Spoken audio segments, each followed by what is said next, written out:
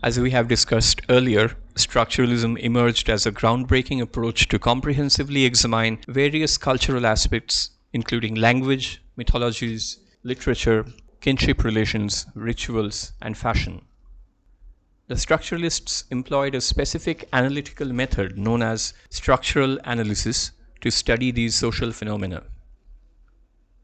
This approach originated and flourished in France during the 1950s and 1960s, building upon the foundational work in linguistics by Ferdinand de Saussure, Prince Nicolas Trubetskoy, and Roman Jakobson. Prominent figures in structuralism include Claude Lévi-Strauss and Roland Barthes. Later, in the 1970s, poststructuralism emerged in France by radicalizing and challenging certain philosophical perspectives of structuralism. Key proponents of poststructuralism include Jacques Derrida, Jacques Lacan, and Michel Foucault. Saussure, a Swiss linguist who spoke French, formulated the foundational ideas that gave rise to the structuralist movement within the field of linguistics, the systematic study of languages. These insights were part of his innovative approach to language study, which he presented in a series of lectures on general linguistics held in Geneva from 1901 to 1911. Despite not being published during his lifetime, after Saussure's death, his students compiled their notes into a book called Course in General Linguistics, which has since become a renowned classic in the field, introducing his influential ideas to the wider world. Saussure's approach brought about revolutionary changes in the field of linguistics and served as a paradigm or model for studying other cultural products in the hands of structuralists like Lévi-Strauss and Roland Barthes. His novel approach, now known as structural linguistics, presented language as a system of meaningful science. Saussure devised concepts and tools to identify the fundamental components of this system and the rules governing their combination. Furthermore, Saussure recognized that language is not the sole system of science, but rather all cultural products operate as similar science systems. He envisioned the possibility of studying these systems using the resources of structural linguistics, leading him to propose a general science of science known as semiology. However, it was later thinkers who applied Saussure's methods and tools, originally developed for studying language, to investigate other systems of meaning.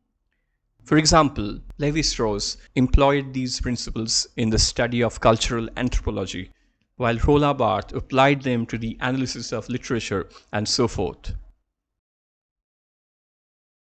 Saussure introduced a significant shift in the field of linguistics by proposing a synchronic approach, which contrasted with the prevailing diachronic approach that had been followed until the 19th century.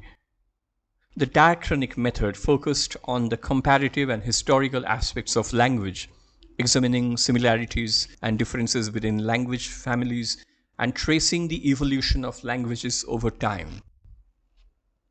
The comparative perspective involved analyzing the similarities and differences between related languages. For example, linguists observed the resemblance between the verb to be in Sanskrit and Latin and concluded that both languages had evolved from a common ancestral language. This led them to investigate further how these languages had developed from an earlier stage. The historical perspective, on the other hand, explored the changes that occurred within a specific language over an extended period. Linguists studied the evolution of a language or language family, tracing its transformations and development. In contrast, Saussure's synchronic approach treated language as a self-contained and contemporary entity. It viewed a language as if it were frozen at a particular moment in time, allowing for a systematic study of its internal structure. The synchronic approach did not concern itself with ancestral forms or comparisons with other languages. While Saussure acknowledged the value of diachronic study, he believed that understanding the internal structure and functioning of language required a focus on the synchronic approach. By emphasizing the synchronic perspective, Saussure aimed to uncover the underlying system and nature of language as a distinct entity. He believed that only by studying language synchronically could one gain insight into its workings and the kind of system it represents. The study of language from a synchronic perspective reveals it as a coherent system, consisting of various identifiable aspects and elements. Saussure argues that language can be reduced to 5 or 6 dualities or pairs of concepts, including signifier, signified, individual, mass, langue, parole, synchrony, diachrony, and comparison exchange. Among these dualities, langue, parole, and signifier, signified have become particularly significant for the structuralist movement. Saussure distinguishes between two modes in which language exists: speech and written form. Speech, being the primary mode, becomes the focus of his attention. He identifies two aspects of speech, referred to as parole and langue in French. Parole, meaning spoken word, encompasses individual acts of speech performed by individuals within a linguistic community. These acts are specific and momentary. Language, however, extends beyond parole. For these acts to be considered speech, there must exist a set of organizing norms, which Saussure calls langue. Langue refers to the system of norms that gives meaningful structure to parole. Additionally, Saussure employs the term langage to denote the general phenomenon of language, irrespective of its specific form or function. Saussure conceptualizes language as a system of signs. A sign, in his view, consists of two inseparable elements, the signifier and the signified. The signifier refers to the sound image or its written equivalent, while the signified represents concept or meaning evoked by the signifier. Saussure compares these two elements to two sides of a sheet of paper facing different directions but interdependent. While the word itself may be mistaken as a sign, Saussure clarifies that the sign emerges when the sound image or word evokes a concept. For example, the word tree is a sign because it carries the concept of a tree, implying that the sensory aspects implies the whole idea. Thus, the linguistic sign is a psychological entity with two sides. The association between the signifier and the signified is arbitrary, meaning there is no inherent connection between the sound image dog and the concept dog itself. It is a matter of convention.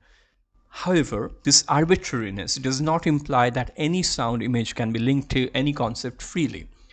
As Saussure emphasizes, once a sign is established, it surpasses individual or social will and maintains its fixed relationship between the signifier and the signified. Another significant discovery made by Saussure and embraced by the structuralist movement is that language operates as a system characterized by differences. This emphasis on the structural aspect of language is what gave the movement its name. Saussure emphasizes that language functions as a cohesive system in which all its elements are interconnected. This implies that the linguist's task is to reveal the nature of this linguistic system and how its components are interrelated.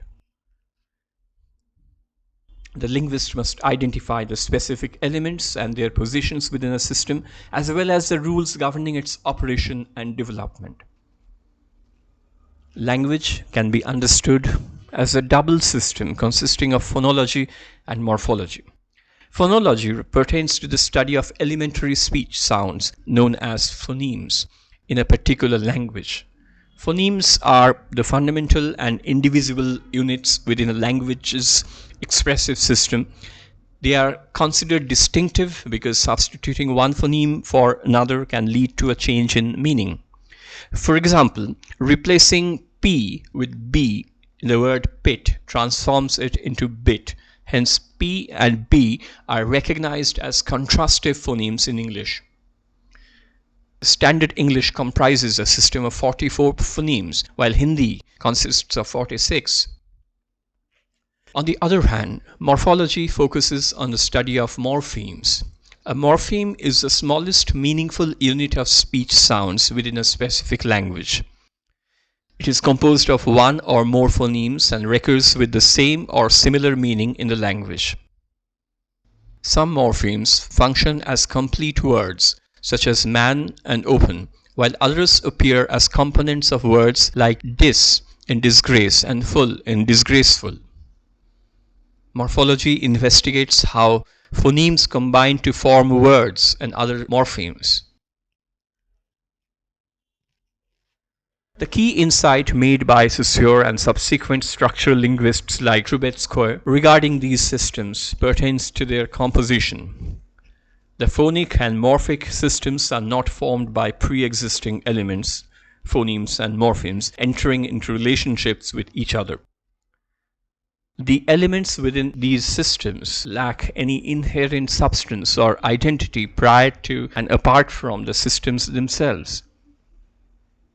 The identity of a phoneme, for instance, is solely determined by its differential relations with other phonemes within the system. In simpler terms, the primary characteristic of a phoneme is its distinctiveness from all other phonemes. Saussure highlights that word meanings are also relational or differential. Consequently, no word can be defined in isolation from other words. The definition of any given word relies on its relation to adjacent words. For instance, the precise meaning of the word hut depends on its position within a paradigmatic chain as identified by structural linguists. This chain consists of words that are functionally and semantically related, where each word can be substituted for any other word within a given sentence. The paradigmatic chain for hut might include words like hovel, shed, hut, house, mansion, and palace. The meaning of any individual word within this chain would change if any other word were removed. Thus, hut and shed both represent small and basic structures, but they are not exactly the same thing.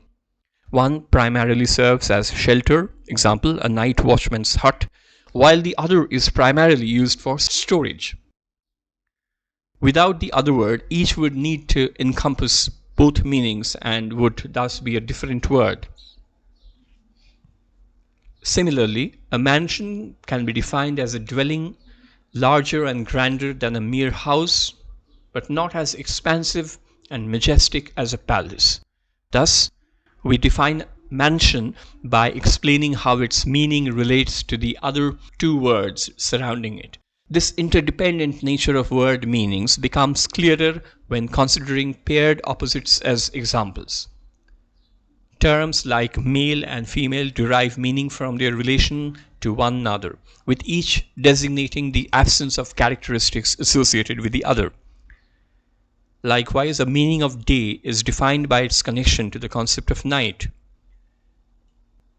Saussure's conclusion is that in language there are only differences. What is even more significant is that a difference typically implies positive terms between which the difference is established. However, in language there are only differences without positive terms. Whether we consider the signifier or the signified, language lacks ideas or sounds that existed before the linguistic system. It is composed solely of conceptual and phonic differences that have emerged from the system. Both Barthes and Lévi-Strauss acknowledge that structuralism is rooted in contemporary linguistics. Barthes defines structuralism as a method for studying cultural artifacts originating from linguistic methods. Lévi-Strauss argues that by following the examples of linguistics, anthropologists can replicate the phonological revolution brought about by Saussure and Trubetskoy in their own discipline.